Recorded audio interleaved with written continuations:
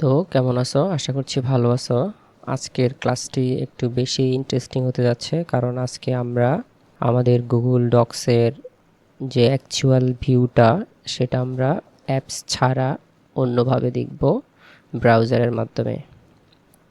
তো প্রথমে আমি আমাদের মোবাইলে থাকা ডিফল্ট গুগল ক্রোম ব্রাউজারটাকে ওপেন করে নিচ্ছি। তো শুরুতে তুমি খেয়াল করবা যে আমার এখানে জিমেল অ্যাকাউন্টটাকে লগ ইন করা আছে। ওকে, তো তারপরে আমরা জাস্ট এখানে গুগলের এখানে লিখব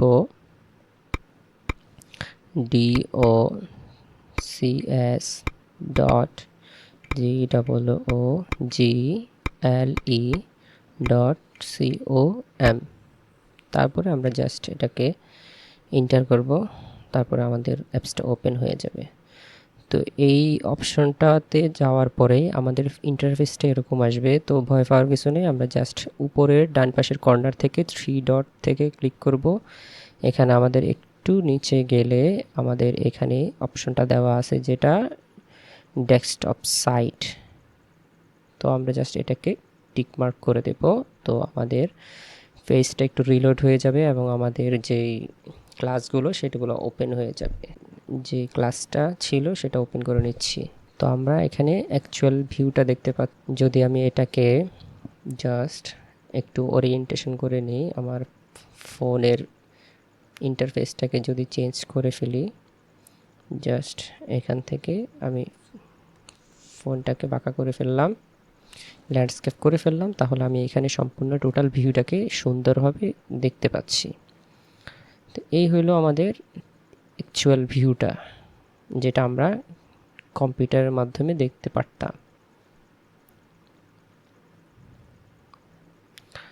তো আমাদের এখানে একবারে উপরের বাম পাশের কর্নারের দিকে যদি আমরা তাকাই, তাহলে এখানে দেখতে পাচ্ছি ফাইলের মধ্যে যদি আমরা ক্লিক করি তাহলে এখানে দেখাচ্ছে নিউ।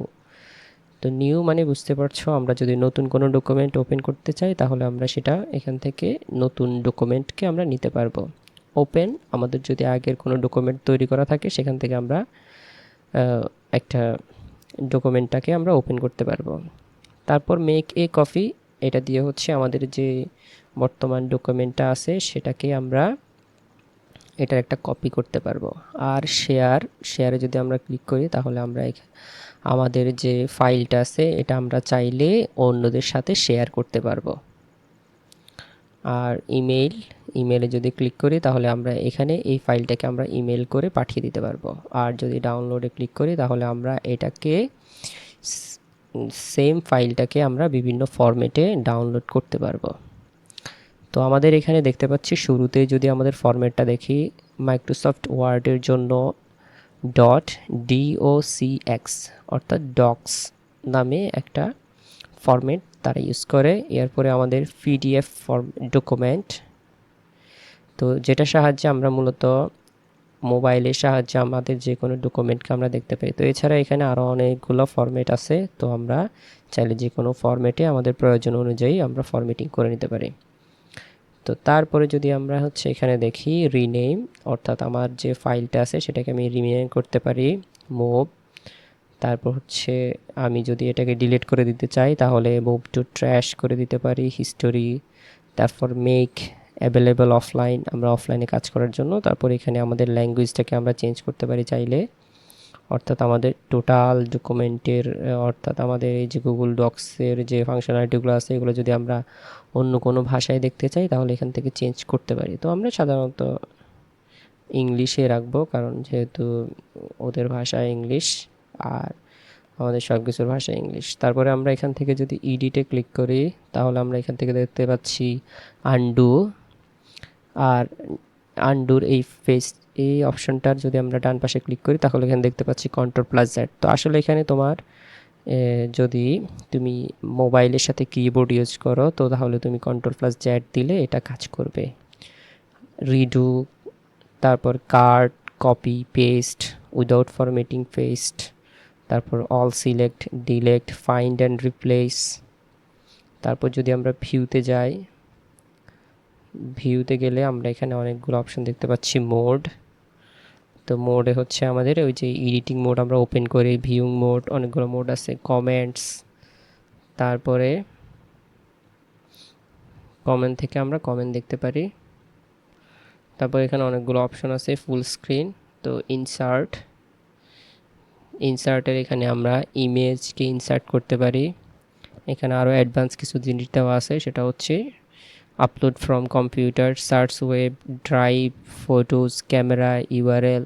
তারপর টেবিলে যদি ক্লিক করি, এখান থেকে আমাদের টেবিলের ড্রয়িং করে আমরা টেবিল বাড়াই নিতে পারি।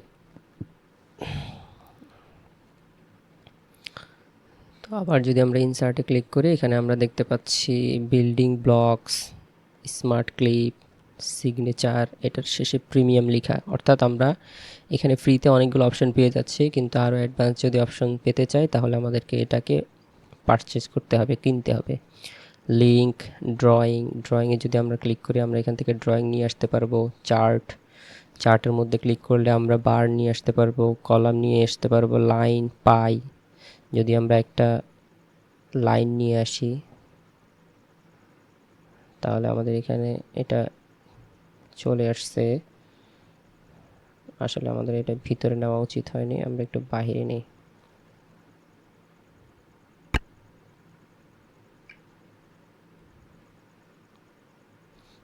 ইনসার্ট থেকে আমরা জাস্ট একটা লাইন চার্ট নিয়ে আসি। তো এই যে আমাদের লাইন চার্টটা চলে আসছে, এটাকে আমরা দেখতে পাচ্ছি। এখানে আমাদের এই লাইন চার্টটাকে আমরা চাইলে ছোট বড় করতে পারবো, এভাবে ড্রাগ এন্ড ড্রপ করে সুন্দরভাবে করা যায়, চেঞ্জ করা যায়, অপশনগুলো এডিট করা যাবে। আচ্ছা, তারপর যদি ইনসার্টে যাই, এখানে আমরা সিম্বল নিয়ে আসতে পারবো, যে কোনো সিম্বল, ইমোজি, স্পেশাল ক্যারেক্টার, ইকুইটেশন। তো ইকুইটেশনের সাহায্যে আমরা কি করতে পারি, এখানে চাইলে একটা ম্যাথের কোশ্চেনকে আমরা রেডি করতে পারি। তারপর আমাদের এখানে tab, horizontal line, break, bookmarks, elements এগুলো আছে। তারপর ফরম্যাটে গেলে আমাদের এখানে অনেকগুলো ফরম্যাট দেওয়া আছে, text format, paragraph style, align, indent, line and paragraph spacing, column, bullets, header, footer, page number, page orientation